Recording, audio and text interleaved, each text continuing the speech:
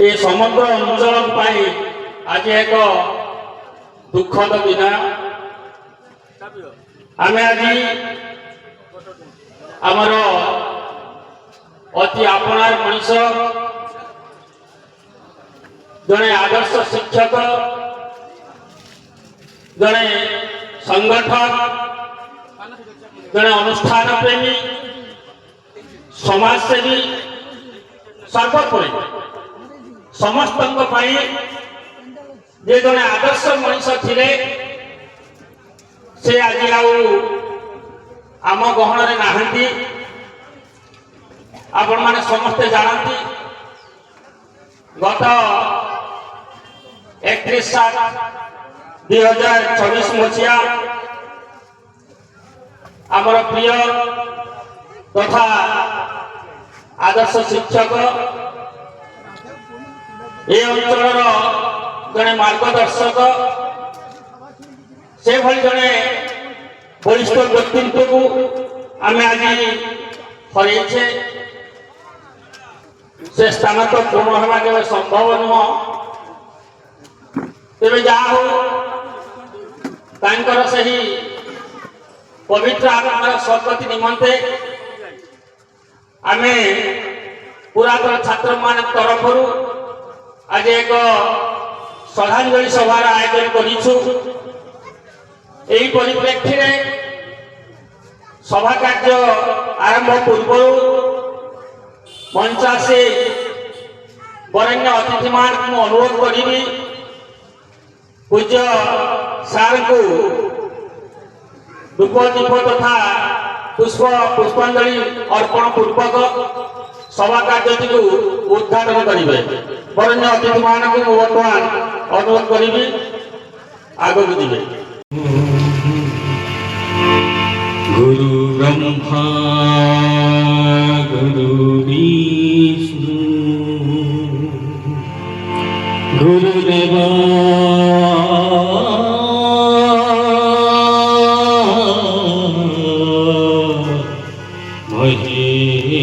महेश्वर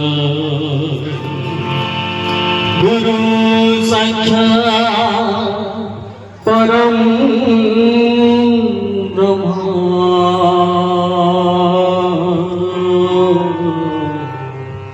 तस्मै श्री गुरवे नमः। हे गुरु पूज्य परम पावनी परमानंद धारा, हे गुरु पूज्य परम पावनी परमानंद धारा, मुहे सखा तुम्हें भीमा भाई परी, मुहे सखा तुम्हें भीमा भाई परी, विगत तीरा पहारा, हे गुरु पूजा परम पावनी परमानंद धारा, हे गुरु पूजा परम पावनी परमानंद धारा।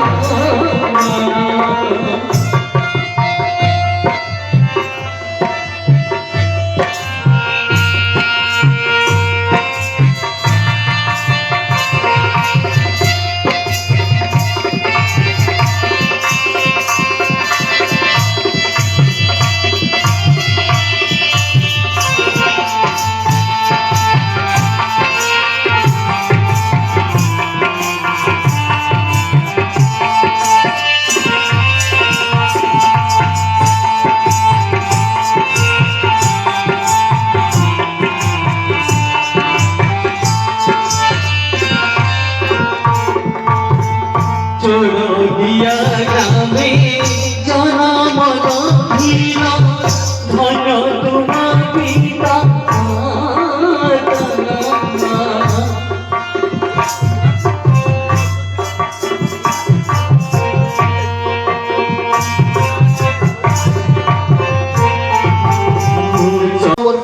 ସ୍କୁଲରେ ଥିଲେ ଯଦି ଚଣ୍ଡିବାକୁ ଗୋଟେ ଆକାଶ ବୋଲିକି ଆମେ ଭାବିବା ସେ ଆକାଶର ଯେଉଁ ତାରାପୁଞ୍ଜମାନେ ଥାନ୍ତି ଉଜ୍ଜଳ ତାରକା ବୋଲି ଗୋଟେ ଯଦି କିଏ ଥାଏ କିଛି ଉଜ୍ଜଳ ତାରକା ମୋ ଗାଁରେ ଥିଲେ ଧୀରେ ଧୀରେ ଧୀରେ ଧୀରେ ସେ ଉଜ୍ଜଳ ତାରକାମାନଙ୍କର ବିଲୋପ ହେଉଛି ଏହା ବିଧିର ବିଳମ୍ବନା ମଧ୍ୟ ଇଂରାଜୀ ବିଦ୍ୟାଳୟ ଯେତେବେଳେ ସ୍ଥାପନ କରାଯାଇଥିଲା ସେତେବେଳେ ଯେଉଁ ଦୁଃଖ କଷ୍ଟ ଯନ୍ତ୍ରଣା ତତ୍କାଳୀନ ଅବସ୍ଥାରେ ସ୍ୱର୍ଗତ ଦୈତ୍ୟଜୀ ମହାଳୀ ଭାଗୀରଥୀ ଜେନା ଶଙ୍ଖାଳୀ ଚରଣ ମହାଳୀ ଗଙ୍ଗାଧର ମାଝୀ ରାମଚନ୍ଦ୍ର ନାୟକ ଯେଉଁମାନେ ମହାପୁରୁଷମାନେ ଥିଲେ ସେ ସ୍କୁଲ ତିଆରି କରିଥିଲେ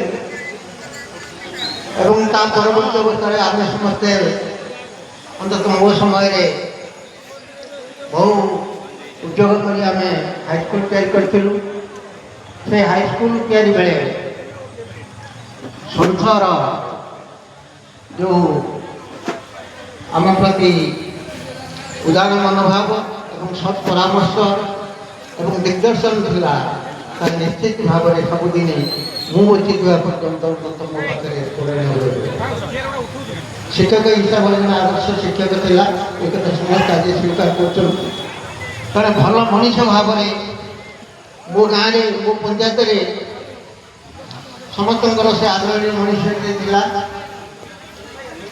ଭଲ ଲୋକ ଧୀରେ ଧୀରେ ଧୀରେ ଧୀରେ ଏ ସମାଜରୁ ବିଦାୟ ନେଇ ଚାଲିଗଲେଣି ଆଉ ଯିଏ ବି କିଛି ଅଛନ୍ତି ସେମାନଙ୍କର ସମୟ ଉପନୀତ ସମାଜର ବଞ୍ଚି ରହିବାକୁ ହେଲେ ସମାଜକୁ ପ୍ରଥମେ ଏକ ଶୃଙ୍ଖଳିତ ସମାଜ କରିବା ଦରକାର ସେ ଜ୍ଞାନ ସନ୍ଥ ବାବୁଙ୍କ ପାଖରେ ଥିଲା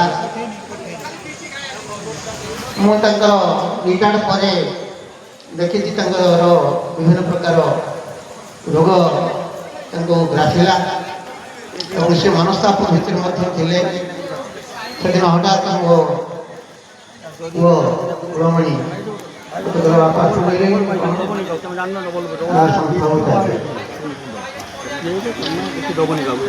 କେହି ବିଶ୍ୱାସ କରନ୍ତୁ ବା ନ କରନ୍ତୁ ମୋର ଆଖିକୁ ବହି ପଡ଼ିଲା ମୁଁ ଭାବିଲି ସେ ଭଲ ମଣିଷଙ୍କ ଭିତରେ ପୁଣି ବି ମଧ୍ୟ ଆଉ ଜଣେ ଚାଲିବେ ଯାହା ହଉ ସମୟର ସ୍ରୋତ ଜୀବନ ଅଛି ଆଜି ତାଙ୍କ ଉଦ୍ଦେଶ୍ୟ ଛାତ୍ରମାନେ ଆଜି ଯେଉଁ ଶ୍ରଦ୍ଧାଞ୍ଜଳି ସଭା ବା ଶାନ୍ତିକାଳୀନ ସଭା ଆୟୋଜନ କରିଛନ୍ତି ମୁଁ ସେ ଛାତ୍ରମାନଙ୍କୁ ମୋର ଶ୍ରଦ୍ଧା ଜଣାଇବା ସଙ୍ଗେ ସଙ୍ଗେ ଏ ଯେଉଁ ସାଧୁ ଉଦ୍ୟମ ଏ ଉଦ୍ୟମକୁ ମୁଁ ସ୍ୱାଗତ କରୁଛି ଭଗବାନ ସେମାନଙ୍କର ଚଲାପଥକୁ କୁସୁମିତ କରନ୍ତୁ ସେମାନେ ଏହିପରି ଭାବରେ ପୂଜ୍ୟ ପୂଜାକୁ ବଜାୟ ରଖନ୍ତୁ ସର୍ବୋପରି ମୋ ଗାଁରେ ମୋ ପଞ୍ଚାୟତରେ ସମାଜରେ ଯେଉଁ କ୍ଷତି ହେଲା ଜଣଙ୍କ ନିଧନରେ ସେ କ୍ଷତି ଆଉ ଭରଣା କରିପାରିବା ଭଳି ସମୟ ବୋଧେ ଭଗବାନ ଆଣିକି ଦେବେନି ଗଛରୁ ତାଳଟିଏ ଖସିଗଲା ବାଇଆ ମା ତାଳଟାକୁ ହାତ ବଢ଼ୁ ବଢ଼ୁ କୁଆଡ଼େ ଥିଲା ସେ କାଳିଆ କୁମ୍ଭୀର ତାଙ୍କୁ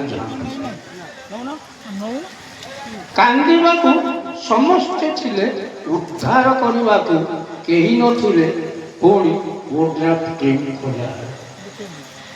ସେଦିନ କିନ୍ତୁ ସ୍କୁଲ କଣ ପାଖରେ ଧାରା ଶ୍ରୀରାବଣର କଥା ମନେ ପଡ଼ିଲେ ନିଧିପୁରା କଥା ମନେ ପଡ଼େ କିନ୍ତୁ ଏ ଶ୍ରୀରାବଣଟା ଯେ ଆମମାନଙ୍କ ପାଇଁ ଏତେ ବିପଦ ଆମକୁ ଏକ ଦିଗହରା ବୋଧ ହୁଏ ପ୍ରଜ୍ଞା ଶୂନ୍ୟତା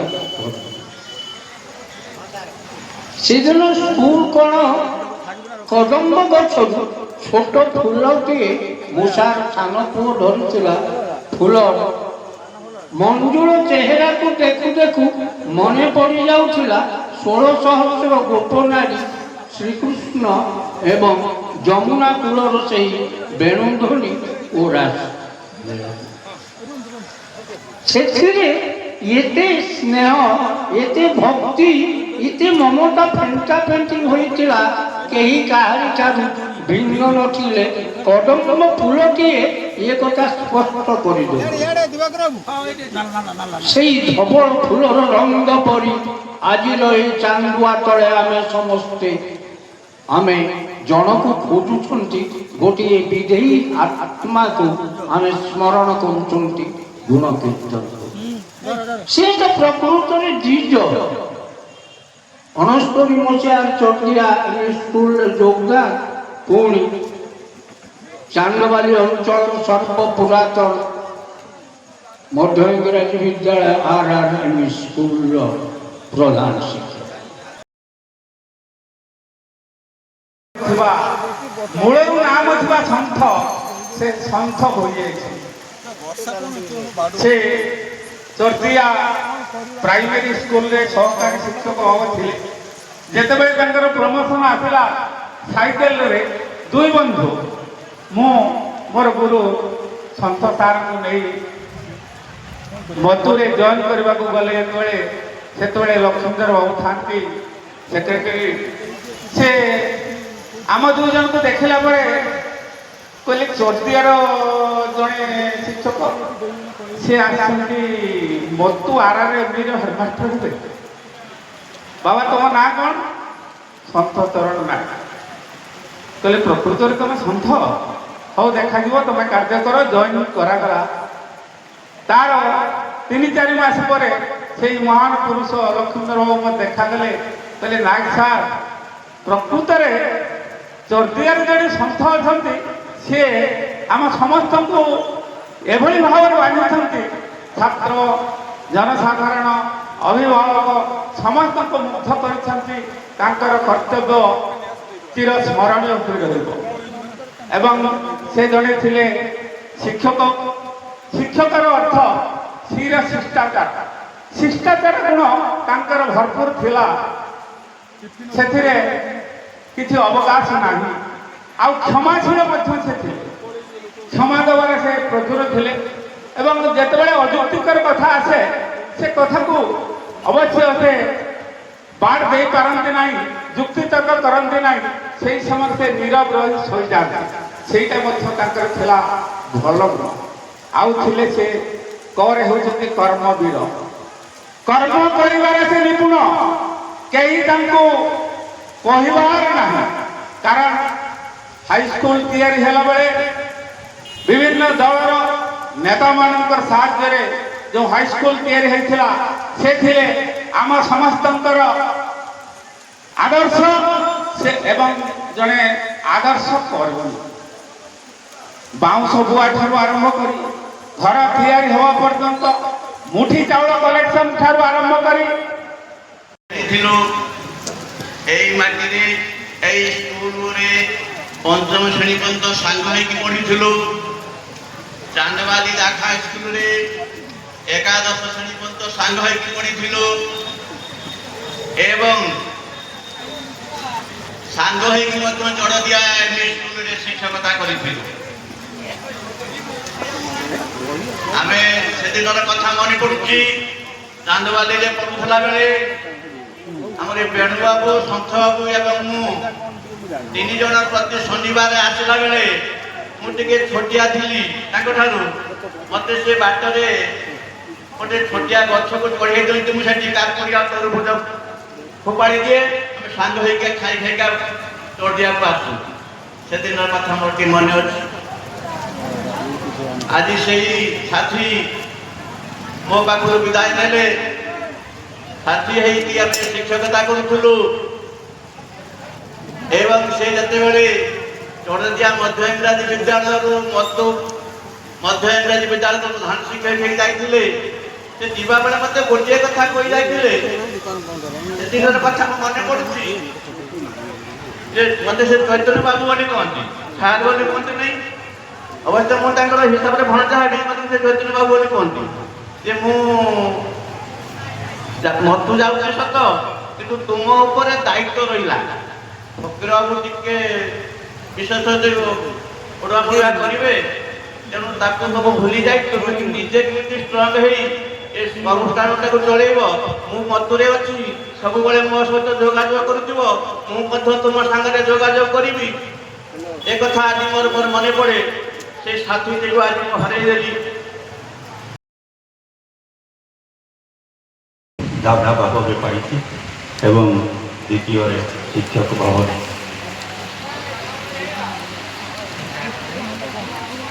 ତାଙ୍କର ଆଜି ସ୍ମୃତିଚାରଣ ସଭାରେ ଅନେକ ଛାତ୍ରଛାତ୍ରୀ ବହୁତ କଥା କହିଗଲେଣି। ତେବେ ଲାଗୁଛି, ଅନୁଭବ କରୁଛି ଯେ ଅତୀତର କିଛି କଥା, ଅତୀତର କିଛି ଘଟଣା ଯେଉଁଗୁଡ଼ା ମଣିଷକୁ ପ୍ରଭାବିତ କରେ, ଆନ୍ଦୋଳିତ କରେ, ସେସବୁକୁ ଆମେ ମନେ ପକାଉ, ଯାହାକୁ କହନ୍ତି ବୋଧେ ସ୍ମୃତି। କିନ୍ତୁ ଆଜି ଅନୁଭବ ହେଉଛି ଯେ ଗୋଟେ ସ୍ମୃତିରେ ଏତେ ଉର୍ଜା ଥାଏ, ଏତେ ଶକ୍ତି ଥାଏ, ଯେଉଁ ସ୍ମୃତି ମଣିଷକୁ ବେଳେବେଳେ ଅତୀତକୁ ଫେରାଇ ଦେଇପାରେ। ସେହିଭଳି ସ୍ମୃତି ବୋଧେ ସନ୍ତୋଷ ସାରଙ୍କ ପାଖରେ, ସନ୍ତୋଷ ସାରଙ୍କ କଥାରେ, ସନ୍ତୋଷ ସାରଙ୍କ ଘଟଣାବଳୀରେ ଥିଲା। ଏକଥା ପୂର୍ବତନ ଛାତ୍ରମାନଙ୍କର ଅଭିଭାଷଣ ସମ୍ପୂର୍ଣ୍ଣ ପରିଣତି ହୋଇଛି। କଥା ପ୍ରସଙ୍ଗରେ କହିଲା ବେଳେ ବୋଧେ ସମସ୍ତେ ଫେରିଯାଆନ୍ତି ସେଇ କ୍ଲାସ୍ ରୁମ୍କୁ, ଯେଉଁଠି ସନ୍ତୋଷ ସାର ଟ୍ରାନ୍ସଲେସନ୍ ପଢ଼ାନ୍ତି। ସନ୍ତୋଷ ସାର ଯେଉଁଠି ବୌଦ୍ଧିକ ଶିକ୍ଷା ଦେବା ପାଇଁ ଏକ ଲବ୍ଧର କାହାଣୀ କହନ୍ତି। ପ୍ରଫୁଲ୍ଲତା ଭାଷଣରେ କହିଗଲା ଗୋଟେ କଥା, ଅବଶ୍ୟ ମୁଁ ବି ସେଟା ଆଶ୍ଚର୍ଯ୍ୟ ହେଉଛି ଯେ କେଉଁ ମୁହୂର୍ତ୍ତରେ, କେଉଁ ସମୟରେ ସେ ସନ୍ତାନକୁ ଜନ୍ମ ଲାଭ କରିଥିଲେ ତାଙ୍କ ପିତାମାତା। ମୁଁ ତାଙ୍କୁ ପ୍ରଣାମ ଜଣାଉଛି ଯେ ସମାଜକୁ ଏଇଭଳି ଗୋଟେ ସନ୍ତାନ ସେ ଅର୍ପଣ କରିଯାଇଛନ୍ତି। ଆଉ ସବୁଠୁ ଆଶ୍ଚର୍ଯ୍ୟ ବିଷୟ ଯେ ସେ ତାଙ୍କ ନାଁ ସନ୍ଥ କେମିତି ଥିଲେ, କେତେ ଦୂରଦୃଷ୍ଟି ଥିଲା କି ତାଙ୍କର। ସେ କ'ଣ ଜାଣିଥିଲେ ସନ୍ତାନଟିଏ ମୁଖମଣ୍ଡଳକୁ ଦେଖିକି ତାଙ୍କ ମା ଯେ ଦିନେ ସନ୍ଥ ସାଧୁତାର କାର୍ଯ୍ୟ କରିବ ବୋଲି। ତାଙ୍କ ସାଧୁତାକୁ ଏ ଅଞ୍ଚଳବାସୀ ଅନୁଭବ କରିଛନ୍ତି ଯେତେବେଳେ ସେ ପୂଜା କମିଟିର ସେକ୍ରେଟାରୀ ଥିଲେ। ତାଙ୍କର ନୀତି ଆଦର୍ଶକୁ ଏ ଅଞ୍ଚଳବାସୀ ଅନୁଭବ କରିଛନ୍ତି ଯେତେବେଳେ ହାଇସ୍କୁଲଟିଏ ଗଠନ କରିବା ପାଇଁ ସେ ଘରେ ଘରେ ଚାଉଳ ମାଗୁଥିଲେ। ତାଙ୍କ ପରାକାଷ୍ଠାକୁ ଅନୁଭବ କରିଛୁ ଆମେ, ଗୋଟେ କଳାର ପରାକାଷ୍ଠାକୁ, ଯେତେବେଳେ ଆମେ କୁନି କୁନି ଅବସ୍ଥାରେ ଷ୍ଟେଜରେ ମଞ୍ଚରେ ନାଚୁଥିଲୁ। ସେ ଆମକୁ ବହି ପ୍ଲମ୍ପଟିଂ କରୁଥିଲେ। ଅନେକ କଥା, ଅନେକ କାହାଣୀ, ଯାହାକୁ ବ୍ୟକ୍ତ କରିବା ପାଇଁ ସମୟର ଅଭାବ ଅଛି। ଗୋଟିଏ ମଣ୍ଡଳେ ଦେହ ବହି ଦେବତା ହେଇଥିବ। এটা ସୃଷ୍ଟିର ଏବଂ ସ୍ରଷ୍ଟାଙ୍କର ଚିରାଚରିତ ପ୍ରଥା। ଆଜି ସନ୍ତୋଷ ସାର ମର୍ତ୍ତମଣ୍ଡଳକୁ ତ୍ୟାଗ କରି ସ୍ୱର୍ଗାରୋହଣ କରିଛନ୍ତି। ଆସନ୍ତାକାଲି ଠିକ୍ ଏହିପରି ଆମକୁ ଦିନେ ଏ ମର୍ତ୍ତମଣ୍ଡଳ ଛାଡ଼ି ସ୍ୱର୍ଗାରୋହଣ କରିବାକୁ ପଡ଼ିବ। ଏହା ପ୍ରତ୍ୟେକ ଜୀବମାନଙ୍କ କ୍ଷେତ୍ରରେ ଉଦ୍ଦିଷ୍ଟ। ଏଟା ହେଉଛି ନିୟତିର ଗତି। ଏଟାକୁ କେହି ମଧ୍ୟ ଅସ୍ୱୀକାର କରିପାରିବେ ନାହିଁ। এটা ସୃଷ୍ଟିର ଯେତେ ଜୀବଜଗତ ଅଛି, ଜନ୍ମ ହେଇଛନ୍ତି ମାନେ ସମସ୍ତଙ୍କୁ ଦିନେ ଏହି ଧାମ ପରିତ୍ୟାଗ କରିବାକୁ ପଡ଼ିବ। ସମୟ ଏବଂ ପରିସ୍ଥିତି ପ୍ରତି କ୍ଷଣରେ ବଦଳେ। ସମୟ ଆଉ ପରିସ୍ଥିତି ପ୍ରତି କ୍ଷଣରେ ବଦଳେ, କିନ୍ତୁ ଭଲ ସଂସ୍କାର ଏବଂ ସ୍ୱଚ୍ଛ ବନ୍ଧୁତା, ଯେଉଁମାନଙ୍କ ପାଖରେ ଅଛି ଭଲ ସଂସ୍କାର ଏବଂ ସ୍ୱଚ୍ଛ ବନ୍ଧୁତା, ଜୀବନର ଚିରଦିନ ପାଇଁ ସାଥି ହୋଇଥାଏ। ଆଜି ଯାହାଙ୍କ ପାଇଁ ଏ ସ୍ମୃତିଚାରଣ ସଭା ଆୟୋଜନ କରାଯାଉଛି, ସ୍ୱର୍ଗତ ପୂଜ୍ୟ ଗୁରୁଜୀ ସନ୍ତୋଷ ସାର ତାଙ୍କ ପୂର୍ବରୁ ଆଦର୍ଶ ଶିକ୍ଷକ କାହିଁକି କ'ଣ ଥିଲା ତାଙ୍କ ପାଖରେ ଏମିତି ମୁଁ ଜାଣେ ନା। ଏଟା ଭଗବାନଙ୍କର ଆଶୀର୍ବାଦ। ତାଙ୍କ ବାପା ମାଆଙ୍କୁ ବୋଧେ ଭଗବାନ ପ୍ରସନ୍ନ ହେଇ କହିଥିଲେ ତାଙ୍କ ନାଁ ସନ୍ଥ ରଖିବା ପାଇଁ। ପ୍ରକୃତରେ ସେ ସନ୍ଥ ନ ହୋଇ ମଧ୍ୟ ତାଙ୍କ ନାମ ତୁଳନାରେ ତାଙ୍କର ନାମ ଗୋଟିଏ ଶଙ୍ଖ ସହିତ ତୁଳନା କଲେ ଅତ୍ୟୁକ୍ତି ହେବ ନାହିଁ। ଆପଣମାନେ ଏଠି ସମସ୍ତେ ବସିଛନ୍ତି, ସମସ୍ତେ ସନ୍ତ ସାରଙ୍କୁ ଦେଖିଛନ୍ତି, ତାଙ୍କ ସହିତ ମିଶିଛନ୍ତି।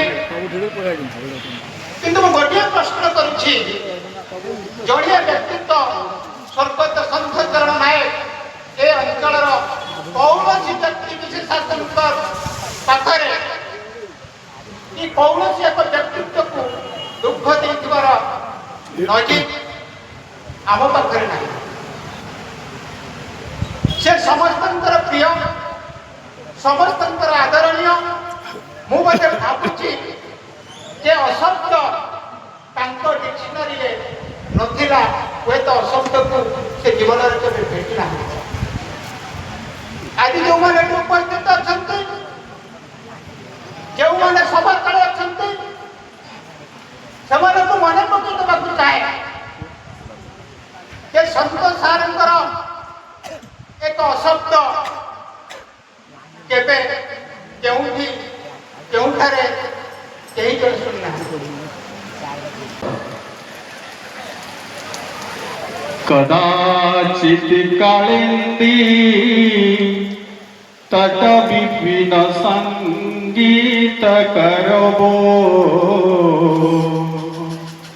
मुदा भीरे नारी बदन कमला स्वाद मधुपो रमा शंभु ब्रह्मा गणपति गणेशार्चितो पदे जगन्नाथ स्वामी नयन पथगामी भवतु मे।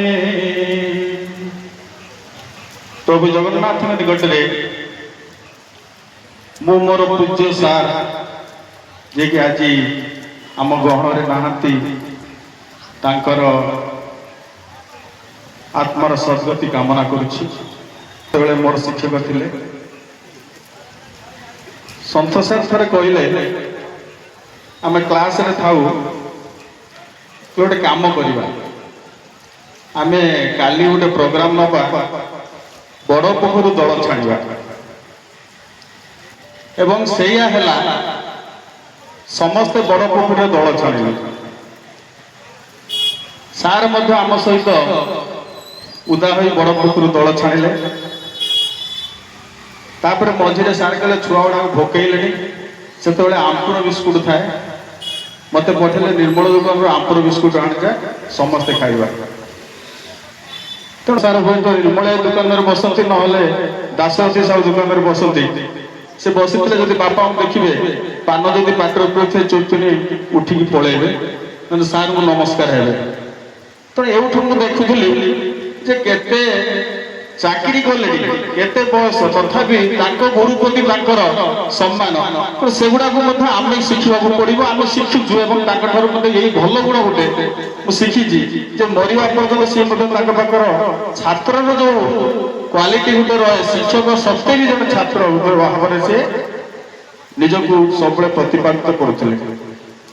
तृतीय कथा खुशी करके पाठ पढ़ा कि गोटे जोग करके पाठ पढ़ा से सब कहते दशमिक पाठटी पढ़ाती सारे कहते गोटे मूर्ति धरा पकाओ अर्थात दशमिक भी सम्मान करने से सब कहते तू तो मूर्ति मु तो मूर्ति हेस कहीं धुईबा चले घोड़े घाड़े शुवा ता अर्थ हूँ दशमिक अंक को पढ़ाई से सब गाँवली ढांचा गाँवली माने ढग ढमाली को व्यवहार करी से पाठ पढ़ाती जो पाठ पढ़ाती जहाँ को समस्ते बा जो पिलाटी बुझी न पारुथो तार गोटे आग्रह बढ़ी जाए से पाठ पढ़ा। तेणु विशेष करके आउ समय देवी नहीं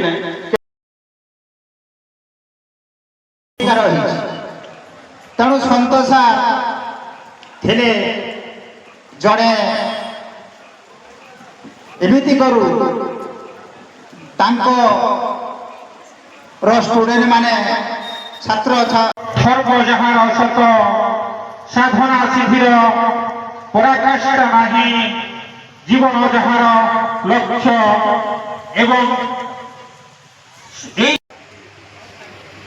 জীবন জন্ম মৃত্যুর ব্যবধান হচ্ছে জীবন।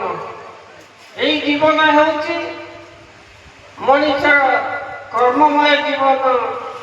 মଣିষ দ্বিতীয় আচার্য হরিহর আমার পূজ্য সন্ত স্যার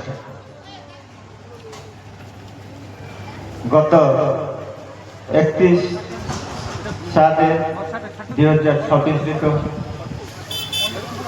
ଆମର ପୂର୍ବତନ ଛାତ୍ରମାନଙ୍କୁ ତଥା ଏ ଅଞ୍ଚଳକୁ ଶୋକାକୁଳ ପରିବେଶରେ ଛାଡ଼ିଦେଇ ଇହଲୀଳା ସମ୍ବରଣ କରନ୍ତି।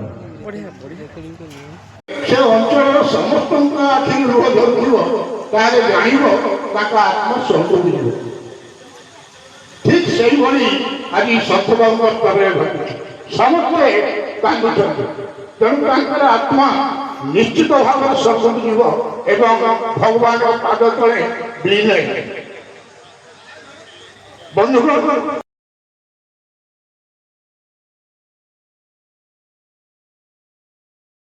ଖାଲି ପାଠ ପଢ଼ାଇଲେ ମଧ୍ୟ ହେବନି, ସାମାଜିକ ସ୍ତରରେ ମଧ୍ୟ ଅନେକ କାର୍ଯ୍ୟ ଅଛି ଯାହାର ଗୁରୁ ଦାୟିତ୍ୱ ବହନ କରିଛନ୍ତି। ତେଣୁ ସେହି ସମସ୍ତ କଥା ପ୍ରମାଣ କରୁଛି ଯେ ସନ୍ତ ଭକ୍ତର ଶିକ୍ଷକ ଯୁଗ ନିଶ୍ଚିତ ଭାବରେ ସାର୍ଥକ ହେଇଛି ଏବଂ ସମାଜ ତାଙ୍କୁ ଆପଣମାନଙ୍କ ଭିତରେ ଚିରଦିନ ମନେ ରଖିବ। ଏ କଥା ଚାନ୍ଦବାଲି ବ୍ଲକରେ ଅନେକ ଶିକ୍ଷକ ବନ୍ଧୁ ଦେହାନ୍ତ ଘଟୁଛି ଏବଂ ଛାତ୍ରଛାତ୍ରୀମାନେ ଏକଜୁଟ ହୋଇ ସେମାନଙ୍କର ଶ୍ରଦ୍ଧାଞ୍ଜଳି ଜ୍ଞାପନ କରିବା, ତାଙ୍କ ପାଇଁ ସଭା କରିବା, ଏଇଟା ବୋଧେ ଖୁବ୍ କମ୍ ଉଦାହରଣ ହେଇପାରିବ ଯେ ଆଜି ସନ୍ତୋଷଙ୍କ ପାଇଁ ତାଙ୍କର ପୁରାତନ ଛାତ୍ରମାନେ ଏକ ଶ୍ରଦ୍ଧାଞ୍ଜଳି ସଭା ଆୟୋଜନ କରିଛନ୍ତି। ଯେ ସନ୍ଥବାବୁ ଚଳିଦିଆ ଗାଁରେ ମୁଁ ଶୁଣିଛି, ଦେଖିଛି, ଜଣେ ଶିକ୍ଷକ ହିସାବରେ ମାନଙ୍କୁ ଆଲୋକ ଦେଖାଇ ମାର୍ଗ ପ୍ରଦର୍ଶନ କରାଇ ସମଗ୍ର ବିଶ୍ୱରେ ବିଭିନ୍ନ ପଦ ନସୀନ କରି ଏ ସମାଜକୁ, ଏ ଜାତିକୁ, ବିଶ୍ୱବାସୀଙ୍କୁ ଅନନ୍ୟ ଅବଦାନ ପ୍ରଦାନ କରୁଛନ୍ତି। ସେଥିପାଇଁ ସେ ଆମ ସମସ୍ତଙ୍କର ସ୍ମରଣୀୟ। ଆଜି ଏ ଅଞ୍ଚଳରେ ଯେଉଁ ଶିକ୍ଷାନୁଷ୍ଠାନ ଗୁଡ଼ିକ ଏ ଅଞ୍ଚଳର ରାଜନେତା, ସମାଜସେବୀ ଏବଂ ବୟୋଜ୍ୟେଷ୍ଠ ଉଦ୍ୟୋକ୍ତାମାନଙ୍କ ଦ୍ୱାରା